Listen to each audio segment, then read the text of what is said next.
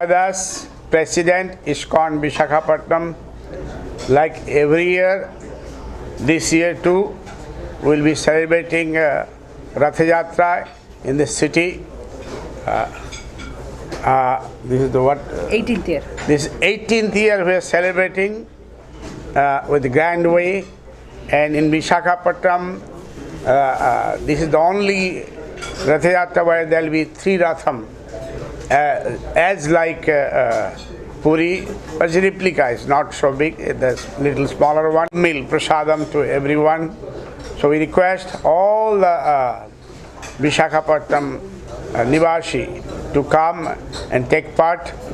And according to scripture, if anybody sees Jagannath, Baldev, Subhadra in the Ratham and pull the Ratham, there will be no rebirth. So that. Hare Krishna.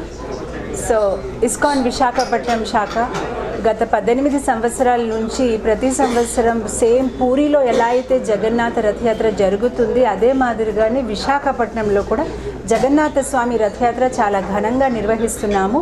ఈ సంబల్ కెనపీతోని మొత్తం అంతా central park Gandhi statue నుంచి మొదలయ్యి dhaba gardens, Jagadamba centre అలా వీధుల్లో తిరుగుతూ భక్తులందరినీ జగన్నాథ స్వామి దర్శన్ని వాళ్ళని ఇస్తూ ఆ జగన్నాథ స్వామి ఊరేగింపు గురుజాడ కళాక్షేత్రంలో ముగిస్తుంది. అక్కడ స్వామివారికి వేదికపై తీసుకువెళ్ళి 1008 వంటకాలతోని నైవేద్యం పెట్టడం జరుగుతుంది. అలానే 108 దీపాలతోని మహామంగళారతి, తదుపరి భక్తులందరికీ ప్రసాదం వితరణ జరుగుతుంది.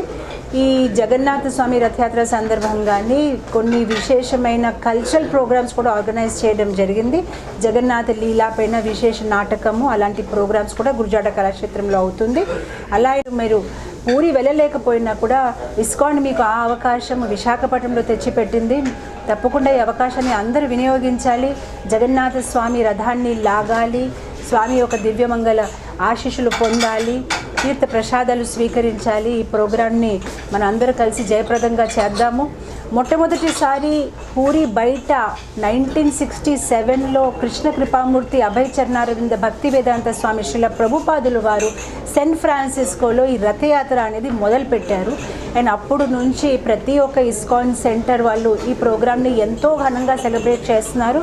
ఈరోజు మనం 2026లో చూస్తే మోర్ దెన్ 250 సిటీస్లోని డిఫరెంట్ కంట్రీస్లోని అదే రోజున ఈ రథయాత్ర అనేది జరుగుతుంది.